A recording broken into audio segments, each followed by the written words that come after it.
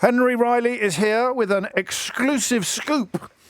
Well, yes, thank you, James. Very good morning. So this is regarding, to solve your riddle from earlier on, this is regarding Infosys, the Indian tech giant. I know that name. Where does that ring a bell? Well, so Rishi Sunak's wife, Akshata Murthy, has a share in that particular company. Isn't it her dad's company? Her dad founded it in 1981, yes. Right, yes. And she has a 0.91% share, which, as I'll come on to later, is not as small as it seems. It's still pretty lucrative. Right.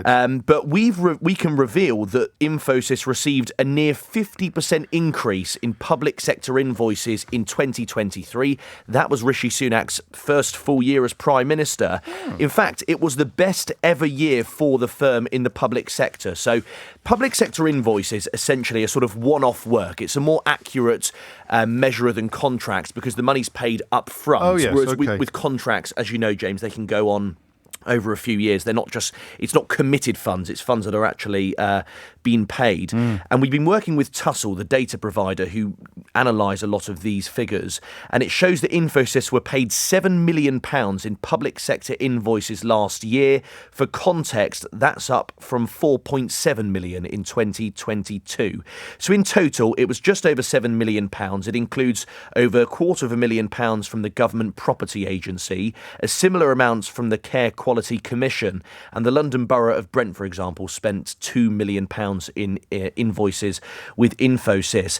Sums being spent mostly on consultant fees and information communication technology. What is also interesting is, in addition to many of these wins, the company's also won spots on a number of frameworks in recent years. Now, that doesn't give you a guarantee of work, but as Tussle point out, it can give you the edge in winning contracts in the future. So two of those, James, for example, there's the NHS Shared Business Services £250 million intelligence automation framework. Oh, yes. Infosys were one of 28 companies to gain a spot on that. They also won a spot on a £563 million contract from the FCA. That is a Digital Services Framework Agreement. Infosys was one of the companies appointed last year to that particular board. Speaking with me earlier, Labour's Jonathan Ashworth said that taxpayers deserve answers. Taxpayers will want to have serious questions answered as to how this firm, with its close links to Rishi Sunak directly, appears to be cashing in. It's high time we had a full explanation as to all the circumstances as to how this firm has been awarded these lucrative contracts. This is about taxpayers' money, and when we've seen a government throw taxpayers' money down the drain, it's right that taxpayers are demanding answers.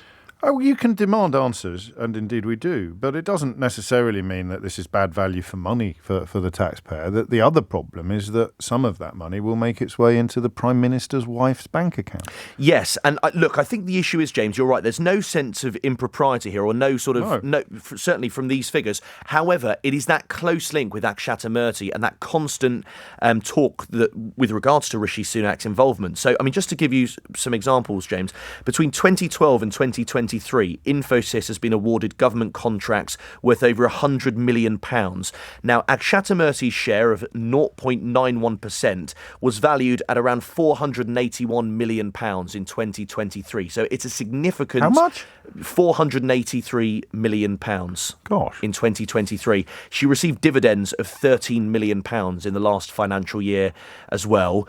As we referenced, her father co-founded it in 1981. Important to point out, the Cabinet Office have responded to our story. They've said all contracts are awarded following an open and fair process, and decisions are rigorously scrutinised. Ministers do not take part in the evaluation or selection of winning bidders. They also point out that ministers do declare interests and that there are steps taken to ensure there are no conflicts of interest. But certainly eyebrows being raised by the Labour Party. Yes, an interesting story, actually, and you'd have thought there'd be some sort of requirement not to have any family interests profiting from public contracts, from public sector contracts. I don't think that's unreasonable. We could be missing something, I suppose, but it doesn't seem unreasonable to me to just say, well, I'll park my shareholding for the duration of your premiership, or you know, not bid for government contracts while you're Prime Minister. Well, and as you pointed out, James, there's no sense of sleaze here. However, given that Rishi Sunak did make clear that he wanted to distance himself from the previous sleaze,